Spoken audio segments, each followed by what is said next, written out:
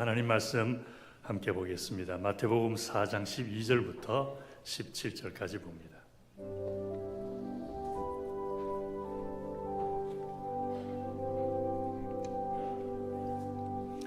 같이 합독해서 큰 목소리로 읽어보도록 하겠습니다. 시작. 예수께서 요한의 잡힘을 들으시고 갈릴리로 물러가셨다가 나사렛을 떠나 스불론과 납달리 지경 해변에 있는 가버나움에 가서 사시니 이는 선지자 이사야로 하신 말씀을 이루려 하심이라. 일러스되 스불론 땅과 납달리 땅과 요단강 저편 해변길과 이방의 갈릴리여, 흑암에 앉은 백성이 큰 빛을 보았고 사망과 땅과 그늘에 앉은 자들에게 빛이 비추었도다 하였느니라. 이때부터 예수께서 비로소 전파하여 가라사대 회개하라, 천국이 가까웠느니라 하시더라. 아멘. 기도하겠습니다. 아버지 고맙습니다. 오늘도 주의 이름을 불러 찬양하며 예배할 수 있으니 감사를 드립니다. 주님을 예배하는 이 시간이 가장 복된 시간이요 은혜와 축복이 충만한 시간임을 믿으며 아버지께서 성령으로 우리를 이끄시는 대로 나와 주님을 예배하오니 예배하는 모든 성도들을 오늘도 복되게 하여 주시옵소서. 생활에 필요한 것들로 채워지는 복을 누릴 뿐만 아니라 우리의 삶이, 우리의 인격이, 우리의 성품이 하나님의 거룩함을 닮아가는 축복도 누리게 하여 주옵시고, 그렇게 주님의 영광을 나타내기 위해 주님을 따라가는 우리의 삶 속에 살아계신 주님의 능력이 역사하여 주셔서 육신의 질병이 머리부터 발끝까지 깨끗이 예수님 이름으로 낫게 하여 주옵시고, 생활의 모든 어려움들이 예수 이름으로 해결되게 하여 주셔서 우리가 누리는 축복도 축복이지만 아버지께서 받으실 영광도 나타내어 주시옵소서.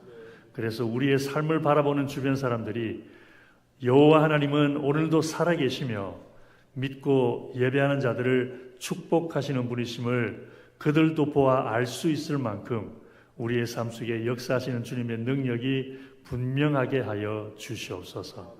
오늘도 주의 음성을 들을 때에 성령께서 깨닫는 마음으로 축복하여 주옵시고, 이 말씀으로 인하여 저희들의 삶이 조금 더 우리 주님께 기쁨이 되게 하여 주시옵소서. 간절히 바라올 때 예수님 이름으로 기도하옵나이다. 아멘. 할렐루야. 구약 성경을 보면은 참 많은 이야기들이 나옵니다. 하나님께서 천지를 창조하신 것부터 시작을 해서 출애굽기에는 이스라엘 백성들을 애굽에서 해방시켜 준 이야기가 나오고, 이스라엘 백성들이 광야 생활 40년 가나안 땅에서 정착해서 생활하는 이야기들, 그리고 그 속에서 일어나는 크고 작은 여러 가지 많은 사건들이 줄줄이 끊이지가 않습니다. 근데 이렇게 천지를 창조하신 때부터 예수님 오셨을 때까지의 이야기들, 구약에 나와 있는 39권의 책에 기록된 이야기들인데, 그 이야기들을 보면은 어떤 이야기를 보더라도 늘 보이는 한 가지 사건이 있습니다. 어떤 사건을 보아도 그게 포함되어 있는 약방의 감초 같은 그런 사건인데, 그게 뭐냐면은 사람들이 하나님 앞에 죄 짓는 모습입니다. 창세기부터 그렇죠. 아담과 하와가 하나님이 금하신 선악과를 따먹고 죄를 짓습니다. 그리고 그 다음에 무슨 죄가 나오죠? 큰아들 가인이 동생 아벨을 죽이는 사건이 나오죠. 그 다음에 또 무슨 얘기 나옵니까? 노아의 홍수 사건이 나와서 하나님 앞에 죄를 짓던 모든 인류가 멸망당하는 끔찍한 이야기가 나옵니다. 그 다음에는 바벨탑처럼 쌓은 이야기가 나오고, 하나님처럼 높아지려고 바벨탑을 쌓았다가 또 하나님께 심판을 받는 이야기가 나옵니다. 그 다음에 무슨 얘기 나오죠? 그 다음에 나오는 얘기가 우리가 너무나 잘 알고 있는 하나님이 아브라함을 부르신 이야기인데, 하나님께서 아브라함을 부르신 그 이야기 뒷면에도 죄에 대한 이야기가 숨겨져 있습니다. 창세기에는 그 내용이 나오지 않는데, 여호수아서에 보면은 여호수아가 이스라엘 백성들에게 오늘날 너희들이 택할 신을 선택하라고, 너희들이 섬길 신을 택하라고 그런 말을 하던 중에 이런 말을 했습니다. 여호수아가 모든 백성에게 이르되, 이스라엘 하나님 여호와의 말씀에, 누가 얘기한 거라는 거죠? 여호수아가 하는 말인가요? 아니죠. 하나님이 하시는 말씀이죠. 하나님이 말씀하시기를 이런 거예요. 옛적에 너희 조상들 곧 아브라함의 아비 나홀의 아비 데라라고 하는 사람이 유브라데 강 저편에 거하여 어떻게 했다고요? 다른 신을 섬겼으나 내가 너희 조상 아브라함을 강 저편에서 이끌어내었다. 이런 말씀이 나옵니다. 그러니까 무슨 말이냐면은 아브라함도 아버지 데라와 함께 우상을 섬기는 죄를 지었다라는 것입니다. 그런데 하나님께서 그 아브라함을 불러내셨다라는 것이죠. 그래서 아브라함을 부르신 그 이야기 뒷면에도 죄에 대한 이야기가 숨어 있습니다. 출애굽기에 보면은 아주 자명하게 드러나 있죠. 이스라엘 백성들이 시내산 밑에서 금송아지를 만들어 놓고 이 금송아지가 우리를 애굽에서 이끌어낸 신이다라고 하면서 숭배했던 사건이 나옵니다. 그 외에도 하나님께 늘 반항하고 불평하고 원망을 하다가 벌을 받기도 하고 가나안 땅에 정착한 후에는 아예 여호와 하나님을 배신을 해버리는 그런 일들이 줄줄이 기록이 되어 있습니다. 하나님께서 여러 선지자들을 보내셔서 그들을 책망도 해보고 심판도 해보고 어르기도 하고 달래기도 해봤지만 한 번 여호와를 배신한 그들은 여호와께로 돌아올 생각을 하지 않은 이야기가 계속해서 나오고 있습니다. 그래서 화가 나신 하나님은 더 이상 이스라엘 백성들과 상종을 하지 않으려고 하셨죠. 말을 아예 끊어버리십니다. 아무리 말을 해도 들으려고 하지 않으니까 하나님의 심판을 받아 괴로울 때에는 잠시 주님께 돌아오는 것 같지만 조금만 편해지면 또 주님을 배신하니까 하나님께서 이스라엘을 향하여 아예 침묵을 해버리십니다. 이제는 너희들하고 말 안 해. 그러고서는 몇 년 동안 말씀을 안 하셨죠? 400년 동안은 말씀을 안 하십니다. 여러분, 같이 사는 사람들이 나흘 동안만 말을 안 해도 답답해 미칠 지경입니다. 4개월도 아니고 4년도 아니고 40년도 아니고 400년을 하나님이 아예 이스라엘 백성들을 향하여 침묵을 해버리십니다. 그러다가 어느 날 하나님께서 그 긴 침묵의 기간을 깨뜨리시고 하신 첫 번째 한 말씀이 오늘 본문 말씀입니다. 회개하라, 천국이 가까웠느니라. 400년이 지나고 난 다음에 하시는 말씀이 이 말씀이었습니다. 그러면은 400년 동안의 긴 침묵을 깨고 회개하라, 천국이 가까웠느니라고 하신 하나님은 어떤 심정으로 이 말씀을 하셨을까 하는 생각을 한번 해봅니다. 얼핏 생각하면 무척 화가 난 상태에서 말씀하시 아닌가 싶기도 합니다. 우선 회개하라고 하는 말 자체가 너희들 죄지었다라는 말을 전제로 하는 이야기입니다. 정죄를 하는 겁니다. 회개라는 말은 너 죄지었지? 그러니까 회개해. 이런 말이니까 그렇습니다. 두 번째, 회개하라고 하는 말은 회개하지 않으면 심판을 받을 것이라는 것을 또한 암시하고 있습니다. 암묵적으로 그 얘기를 하는 거죠. 회개해. 안 하면은 이런 얘기가 되는 겁니다. 그래서 회개하라, 천국이 가까운느니라고 하신 하나님은 마음이 무척 상하신 상태에서 분노하신 상태에서 말씀하신 것 같습니다. 그래서 생각을 해보면 사람들도 그런 때가 있어. 우리도 그런 때가 있죠. 그렇죠? 무슨 일로 크게 다투게 되면은 서로를 향한 감정이 무척 거칠어지는 경우가 있습니다. 그래서 내가 너하고 두 번 다시 말 섞나봐라. 그러고서는 독한 마음을 품습니다.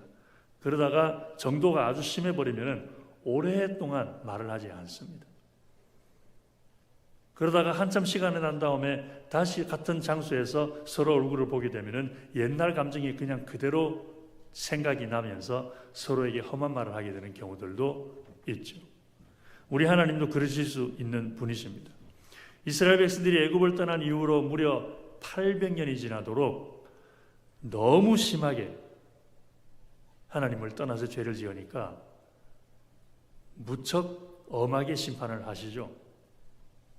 이웃나라 강대국을 들어서 이스라엘이라고 하는 나라를 아예 이 지구상에서 없애버리시고 유대인들을 전 세계로 그냥 흩어버리십니다. 그리고 그동안 400년 동안 침묵하신 거예요. 크게 심판하시고 난 다음에 다 흩어서 온 세상으로 다 보내버리시고 그러고서는 400년 동안 아무 말씀이 없으셨습니다. 그러다가 400년의 침묵을 깨고 처음 하신 말씀이 회개해라 이런 말씀이었으니까 그 말씀하실 때 하나님의 심정은 기분이 별로 좋지 않은 그런 화가 난 상태라고 해도 크게 틀리지는 않을 것입니다. 물론 회개하라라는 말을 들은 이스라엘 백성들도 기분이 안 좋은 것은 마찬가지였겠죠. 늘 자기들을 죄인 취급하면서 뭐 조금만 잘못하면 벌 내리시고 뭐 조금만 잘못하면 잘못했다 그러고 잘한다는 말을 한마디도 안 하고 우리들도 그렇지 않습니까? 잘한다는 말을 한마디도 못 듣고 맨날 잘못한다는 소리만 들으면 기분 좋아할 사람이 누가 있겠습니까? 심지어 우리 자식들도 그 얘기 들으면 부모한테 화내고 그러는데 이스라엘 백성들도 맨날 들은 이야기가 죄인들 회개해라, 잘못한다, 이놈들 어떤 그 모양이냐, 배신했다, 나를 떠났다지 이 얘기만 계속 듣고 있으니 얼마나 마음이 또 그렇겠습니까? 그래서 이스라엘 백성들을 향하여 400년 만에 하나님이 처음으로 하신 말씀이 회개하라 라는 말씀이었으니까 죄인들을 향해 무척 분노하신 것 같은 느낌이 드는 것은 자연스러운 일일지도 모릅니다. 그런데 성경을 조금 보면 하나님은 죄인들을 대하실 때마다 항상 분노하는 마음으로 대하셨다라고 말하기에는 조금 어려운 말씀들도 있습니다. 몇 군데만 찾아보십시다. 우선 조금 전에 말씀드린 아브라함부터 보십시다. 아브라함은 아버지 테라 때부터 우상을 섬겼다고 누가 얘기했다고요? 여호수아가 얘기한 것이 아니라 하나님이 그러셨어요. 너 아브라함 아버지 테라 때부터 우상 섬겼잖아. 그 말씀을 하나님이 하신 거니까 틀린 말은 아니에요. 분명히 맞는 얘기입니다. 우상을 섬기는 것은 죄 중에서도 아주 중죄에 포함됩니다. 하나님을 배신하는 행위이기 때문에 그렇습니다. 그렇다면은 그렇게 우상을 섬기던 무서운 죄를 지은 아브라함을 찾아오신 하나님은 어떻게 해야 되겠습니까? 죄를 지은 아브라함을 찾아오셨는데 심판하셔야 되겠죠. 당연히 야단하시고 책망하셔야 되겠죠. 그런데 하나님 아브라함에게 무슨 말씀하셨어요? 너는 내 본토 친척 아비 집을 떠나 내가 내게 지시할 땅으로 가라. 내가 너로 큰 민족을 이루고. 아니 이게 무슨 말이에요? 우상을 섬기고 있던 아브라함에게 오셔서 하나님이 하시는 말씀이 내가 너로 큰 민족을 이루고 내게 복을 주어 내 이름을 창대케 하리니 너는 복의 근원이 될지라. 너를 축복하는 자에게는 내가 복을 내리고 너를 저주하는 자에게 내가 저주하리니 땅의 모든 족속이 너를 위하여 복을 얻을 것이니라. 이제 우상을 섬기고 있던 아브라함에게 하나님이 하시는 말씀이라고는 믿기가 어려운 축복의 말씀을 해주십니다. 무슨 말이냐면은 우상을 섬기던 죄를 짓던 아브라함을 찾아오셔서 아브라함아 너 나 좀 보자. 이쪽 잠깐 나 좀 따라와라 라고 하신 것은 아브라함을 한쪽으로 불러서 따끔하게 벌을 내리시려는 것이 아니라 축복하시려는 것이었다라는 말입니다. 이 좀 앞뒤가 안 맞는 그런 비하인드 스토리가 이제 오늘 공개가 된 겁니다. 그러니까 하나님께서 아브라함을 축복하신 것이 얼마나 놀라운지가 더 두드러지게 나타나죠. 아브라함이 하나님 앞에 주님을 섬기는 비록 아버지는 우상을 섬겼지만 아브라함은 하나님을 섬겼다 이런 상태에서 하나님이 오셔서 아브라함을 축복하셨다라면은 이해가 될 수 있고 수긍이 되는 부분인데 아브라함이 아버지 데라와 함께 우상을 섬기고 있던 때에 오셔서 축복을 해주셨다라고 하는 것은 어마어마한 은혜인 거죠. 할렐루야.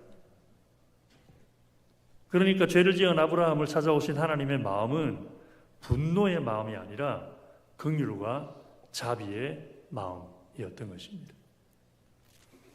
오늘 본문을 봐도 그렇습니다. 본문 12절에 이런 말씀이 있죠. 예수께서 요한의 잡힘을 들으시고 갈릴리로 물러가셨다가 하는 말씀으로 본문이 시작을 합니다.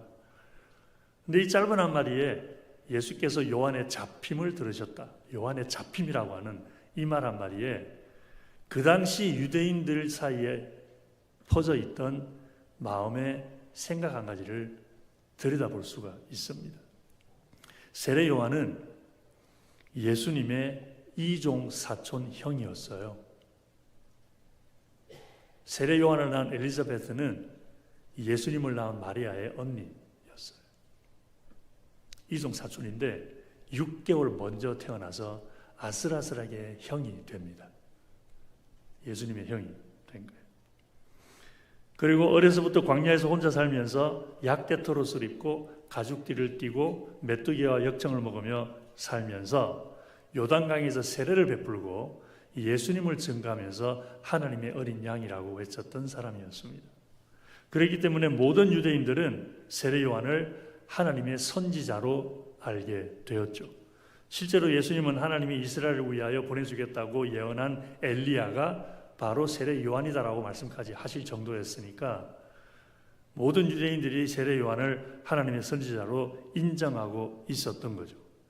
그런데 한 번은 그 땅을 다스리던 헤롯 왕이 자기 동생의 아내를, 헤로디아라고 하는 아내를 빼앗아 와서 강제로 자기와 결혼을 하도록 만듭니다. 근데 그런 비도덕적인 일에 대해서 세례 요한이 좀 아픈 소리를 했어요. 그랬더니 헤롯 왕이 기분이 나빠가지고 세례 요한을 잡아다가 옥에 가두어 버립니다. 이 사건이 세례 요한의 잡힘을 들으시고라는 그 얘기예요. 얼마나 마음이 아프셨겠습니까? 헤롯 왕이 세례 요한을 잡아서 감옥에 가두었는데 얼마 안 가서 또 이 세례 요한을 죽이거든요. 세례 요한이 그래서 옥중 순교를 합니다. 근데 그런 것을 예수님이 다 알고 계셨으니까 얼마나 마음이 괴로우셨겠습니까? 그래서 오늘 본문에서 예수님은 세례 요한이 잡혔다는 말을 듣고 계시던 곳을 떠나 갈릴리로 물러가셨다. 가버나움에 가 사셨다라고 말씀을 합니다. 세례 요한의 잡힘으로 인하여 좀 마음을 달래시려고 그곳을 떠나셨던 것이 아닌가 싶은 생각을 해봅니다. 그런데 세례 요한의 잡힘으로 인하여 마음이 뒤숭숭한 것은 예수님뿐만 아니라 다른 유대인들도 마찬가지였습니다. 왜냐하면 그 나라의 왕이라고 하는 사람이 하나님의 사람인 선지자 세례 요한을 두려워하지 아니하고 감옥에 잡아 가두어버리고 죽일 생각까지 하고 있으니까 일반 백성들의 마음은 얼마나 불안했겠습니까? 지도자가 하나님을 두려워하는 마음을 보면, 하나님을 두려워하는 마음으로 나라를 다스리는 것을 보면 백성들이 마음의 평안을 누릴 수가 있습니다. 아, 저분은 하나님을 두려워하는 분이니까 절대 하나님이 싫어하시는 일을 하지 않겠구나라는 확신이 있기 때문에 그런 거죠. 그런데 지도자가 하나님을 두려워하지 않는 모습을 보이면은 무슨 악한 짓을 할지 알 수 없기 때문에 백성들의 마음이 불안해지는 것은 당연한 것입니다. 그렇게 모든 백성들이 왕의 행동을 인하여 두려워하고 있을 때에 예수님이 한마디 하십니다. 회개하라, 천국이 가까웠느니라. 이렇게 예수님이 회개하라고 말씀하신 당시의 상황을 보면 예수님의 말씀은 그냥 너희들 죄 지었으니까 죄 회개해, 이런 말씀 이상의 의미가 있었던 것 같습니다. 무슨 뜻인지 정확하게 알 수는 없지만 이렇게 생각해 볼 수는 있습니다. 이제 내가 너희들을 구원하러 왔으니 두려워 말고 회개만 해라. 두려워 말고 너희들 할 일만 해라. 여러 가지 많은 복잡한 일로 인해서 걱정하고 염려하면서 정작 해야 할 숙제를 못하고 있는 어린아이에게 숙제를 하기는 해야 되겠는데 지금 막 이런저런 친구들이 자기를 미워하고 싫어하고 왕따시키고 그런 일이 있어가지고 마음이 복잡해가지고 숙제도 못하고 엉엉 울고만 있는 어린아이에게 와서 어머님이 무슨 얘기 해주시겠습니까? 걱정하지 마, 이제 엄마가 해결해 줄 테니까 너는 들어가서 숙제만 해. 그런 것을 연상시키는 말씀이 회개하라, 천국이 가까웠느니라 라는 말씀일 수도 있다라는 것입니다. 그런데 이런 것은 오늘 본문에만 나오는 것이 아니라 마태복음 6장 33절 말씀에서도 생각해 볼 수 있습니다. 마태복음 6장 33절 이런 말씀이죠. 너희는 먼저 그의 나라와 그의 의를 구하라. 그리하면 이 모든 것을 너희에게 더하시리라. 이 말씀인데 마태복음 6장을 보면은 예수님께서 이 말씀을 하시기 전에 먼저 장황하게 설명하시는 내용이 나옵니다. 먹을 것과 입을 것입니다. 하늘을 나는 새를 먹이시는 하나님이 너희를 먹이시지 않겠느냐. 들의 백합화를 보아라. 하나님께서 솔로몬의 궁전의 그 모든 아름다움보다 더 아름답게 백합화를 입히시는데 하나님이 너희들을 입히시지 않겠느냐. 이 말씀을 왜 했을까요? 우리 예수님이 그 말씀을 왜 했을까? 당연하죠. 너무 먹을 게 없어서 힘들어서 사람들이 걱정하고 두려워하고 고생하니까, 심지어 입을 것도 없어서 두 벌 옷이 없어가지고 두 벌 옷 가진 사람은 부자였대요. 당시만 해도. 그래서 두 벌 옷 가진 사람은 옷 없는 사람에게 하나 얻어 주어라 라는 말씀을 하실 만큼 입는 옷이 너무 귀했고 먹는 음식이 너무 귀했고 굶주리는 일이 다반사였고, 사람들이 먹는 것 때문에 너무 걱정을 많이 하고 입는 옷 때문에 너무 걱정을 많이 하니까 예수님이 하시는 말씀이 하늘의 새를 봐라, 들의 백합화를 봐라, 하나님이 먹이시지 않냐, 하나님이 너희들을 먹이실 거다. 그러면서 하신 말씀이 그런즉 너희는 먼저 그의 나라와 그의 의를 구하라. 그리하면 이 모든 것을 너희에게 더하여 주실 것이다. 이런 말씀을 하신 겁니다. 무슨 말이냐면은 하나님은 사람들이 먹고 입는 일로 인해 매일 걱정이 앞서고 두려워한다는 것 하나님이 아신다는 것입니다. 주님은 오늘도 우리가 걱정하는 거 다 아십니다. 우리가 무엇으로 인하여 염려하고 걱정한지 다 아십니다. 그래서 하나님의 나라를 먼저 구하고 예수님의 나라를 먼저 구하라고 하시는 예수님의 말씀을 재구성해 보면은 이런 말씀이 될 수가 있습니다. 너희들이 음식과 의복으로 인해 걱정이 많고 두려움이 있다는 것을 안다. 그러나 이제 내가 왔다. 그러니 그런 일을 걱정하지 말고 먼저 하나님의 나라와 하나님의 의를 구해라. 그러면 이 모든 것을 하나님께서 더해 주실 것이다. 그래서 너희는 먼저 그의 나라와 그의 의를 구하라는 말씀도 그냥 어떤 공백 속에서 진공 속에서 아무것도 없는 그런 앞뒤 컨텍스트가 없는 상황에서 말씀하신 것이 아니라 그냥 이렇게 요구하시듯이 우리에게 하나님의 나라와 하나님의 의를 구하라고 막 다그치는 것이 아니라 그렇게 어려운 상황 속에 놓여 있는 백성들을 향하여 하나님이 너희들의 걱정거리를 안다. 하나님이 너희들의 염려거리와 두려움거리를 안다. 그래서 내가 왔으니까 이제는 걱정하지 말고 하나님의 나라와 하나님의 먼저 의를 구하라라고 하는 위로의 말씀이었던 것입니다. 요구의 말씀이 아니라 위로의 말씀이었던 거죠. 그렇게 생각해 보면은 요한복음 3장 16절 말씀도 마찬가지입니다. 하나님이 세상을 이처럼 사랑하사 독생자를 주셨으니 이는 저를 믿는 자마다 멸망치 않고 영생을 얻게 하려 하심이니라. 할렐루야. 예수님은 분명히 여기서 하나님이 어떻게 해서 독생자를 주셨다 그러셨죠? 세상을 사랑해서 독생자를 주셨대요. 그런데 그 독생자가 오셔서 회개하라 천국이 가까웠느니라고 말씀을 하십니다. 그렇다면은 회개하라라고 하는 말씀은 죄인들을 향하여 분노하는 마음으로 하신 말씀일까요? 사랑하는 마음으로 하신 말씀일까요? 사랑과 자비의 말씀이죠. 위로하는 말씀이죠. 그래서 회개하라는 말씀이 역시 분노하는 마음으로 하신 것이 아니라 긍휼과 사랑의 마음으로 하신 말씀이라는 것입니다. 자, 그렇다면은 하나님은 하나님께 죄를 지은 인간들을 향해 왜 분노하기보다 긍휼을 베푸시는 것일까? 상식적으로 생각을 해보면 당연히 분노하시는 게 옳은 거죠. 회개하라 천국이 가까웠느니라는 말이 분노 속에서 너희들 죄 많은 놈들 회개 빨리 안 하면 그냥 벌 받는다 그러면서 분노해서 말하는 게 이게 상식이고 이게 정상이죠. 그런데 왜 하나님은 회개하라는 말씀을 하시면서도 긍휼의 마음으로 하시는 것일까? 해답부터 말씀드리면은 우리가 왜 죄를 짓는지를 아셨기 때문에 그렇습니다. 우리가 죄를 짓는 이유, 삶의 두려움 때문에 죄를 짓는다는 것을 아셨기 때문입니다. 이스라엘 백성들이 광야 생활을 할 때에 하나님께 원망과 불평을 퍼부었습니다. 왜 그랬을까요? 그냥 하나님이 미워서 그랬을까요? 그렇지 않죠. 두려움 때문이었죠. 걱정이 되는 거예요. 이 광야에서 뭘 먹고 살아갈지 걱정이 되는 거예요. 이 광야에서 어디서 물을 찾지 걱정이 되는 거예요. 뭐 물 좀 있다 그러지만 주위를 둘러보니까 200만 명이나 되는 사람들이 같이 있는데 이 많은 사람들이 여기서 뭘 먹고 뭘 마시고 어떻게 살아가지? 걱정이 앞서는 거예요. 그러니 원망이 나올 수밖에 없었던 거죠. 여러분 아무리 마음이 착하고 믿음이 좋은 사람이라고 하더라도 당장 오늘 저녁에 집에 가서 뭘 먹을지 없어져 버리면 감사 나오기 힘듭니다. 내일 당장 지금 마실 물이 똑 떨어진다고 생각해 버리면 이 원망 당연히 나오게 되어 있습니다. 그들이 가나안 땅에 들어가서 살 때에 우상을 섬겼던 것도 똑같이 두려움 때문이었습니다. 지난번에도 말씀드린 것처럼 그 당시 사람들은 광야를 다스리는 신이 따로 있고 농사를 짓는 평원을 다스리는 신이 따로 있다라고 믿었잖아요. 이스라엘 백성들은 40년 광야 생활하는 동안 여호와라고 하는 신이 만나와 메추라기 주고 반석에서 물 나오도록 해주시고 그러니까 자연히 생각하기를 여호와라고 하는 신은 광야의 신인가 보구나 그랬는데 가나안 땅에 들어가면서 농사짓는 평원에 들어갔어요. 거기에 가봤더니 가나안 사람들은 바알하고 아세라라고 하는 우상을 섬기고 있어요.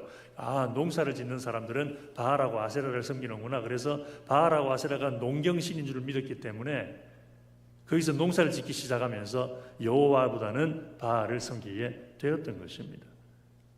바알과 아세라를 섬기지 않으면 농사를 망칠 수 있겠다라는 두려움 때문이었던 거죠. 그래서 예수님이 오셔서 회개하라 천국이 가까우니라고 말씀하신 것은 그런 상황 속에서 하신 말씀이었던 겁니다. 두려움 가운데 있던 사람들에게 하신 말씀. 너희들이 두려워하는 것 내가 안다. 그러나 이제는 내가 너희들을 구원하러 왔으니 이제는 두려워 말고 회개만 해라. 하나님께 돌아오기만 해라. 그러면 내가 너희들 돌보아 주겠다. 이런 마음으로 하신 말씀이었던 것이죠. 그 옛날 이스라엘 백성들이 온갖 두려움에 사로잡혀서 그 두려움 때문에 하나님을 떠나 우상을 섬기는 일을 마다하지 않은 것처럼 오늘 우리도 온전히 하나님의 기쁨과 영광을 위해 사는 일이 주저가 되고 하나님의 나라와 하나님의 의를 구하는 일이 조금은 어려운 이유도 어쩌면 두려움 때문일지도 모릅니다. 살펴보면 하나님 말씀대로 순종하면 안 될 것 같은 두려움이 있어요. 그 말씀대로 순종하면 저 사람이 나를 더 무시할 걸 이런 생각이 있어요. 하나님 말씀 따라 순종하면 내가 쓸 게 부족할 텐데 이런 두려움이 있어요. 하나님 말씀 따라 순종하면 내 인생은 없어져 버릴 것 같은 두려움이 있습니다. 그래서 사도 바울은 이런 말까지 했죠. 너희 염려를 다 주께 맡겨버려라. 이는 그가 너희를 돌보심이니라. 이 염려 그냥 살아가는 동안에 뭘 먹을까 뭘 입을까 이런 염려도 염려지만 내가 하나님 말씀 따라 순종했다가 이런 일이 생기면 어떡하지? 하는 이런 염려. 하나님의 나라와 하나님의 의를 먼저 구하는 생활을 했다가 내가 저런 꼴을 보면 어떻게 하지? 이런 삶, 이런 염려, 이런 것까지도 주께 다 맡기라는 것입니다. 우리 사랑하는 성수기의 성도님들 모든 염려 주께 맡기고 온전히 하나님께 돌아오는 삶이 되기를 주의 이름으로 축원합니다. 회개하라 천국에 가까웠느니라는 말씀 분노에 찬 책망의 말씀이 아니었습니다. 사랑과 긍휼 가득한 위로와 소망의 말씀이었습니다. 왜냐하면 회개하라 천국이 가까웠느니라고 하는 말은 회개하지 않으면 지옥불에 던져버릴 테니까 빨리 회개해 라고 하는 협박이 아니라 너희들이 두려워하는 것을 내가 알고 이제 내가 너희들을 구원하러 왔으니 두려워 말고 회개만 해라. 내가 너희를 돌봐 주겠다 라는 뜻이기 때문에 그렇습니다. 사순절의 두 번째 주간을 맞이하고 있습니다. 우리 사랑하는 성수기의 성도님들 예수님 사랑과 위로의 말씀을 따라 늘 우리의 죄와 실수를 회개하면서 하나님께 가까이 나아가십시다. 그냥 죄 회개 잘못되고 빨리 그러라는 것이 아닙니다. 하나님께로 나오라는 것입니다. 예수님께로 가까이 오라는 것입니다. 그러면 예수님이 돌보아 주시겠다는 것입니다. 그러므로 늘 사순절 기간 동안을 겪는 동안에 주님께 더 가까이 나아갈 수 있도록 힘쓰고 애쓰면서 하나님이 돌봐주시는 복을 누리시기를 주의 이름으로 축원합니다. 기도하겠습니다. 아버지 고맙습니다. 오늘도 저희들을 사랑과 위로와 긍휼의 음성으로 불러주시고 죄악 가운데 거하는 저희들이 모든 두려움에서 벗어나 오히려 하나님의 은혜와 평강과 축복을 누리도록 오늘도 우리와 함께 하시는 주님을 찬양합니다. 사순절을 보내며 아직도 남아있는 죄들을 이길 수 있는 믿음으로 저희들을 힘있게 하여 주옵시고 우리를 향한 주님의 마음을 늘 생각하면서 더욱더 주께 가까이 나아감으로 우리를 구원하고 우리를 축복하기 위해 오신 예수님의 은혜를 누리게 하여 주시옵소서. 간절히 바라오며 예수님 이름으로 기도하옵나이다. 아멘.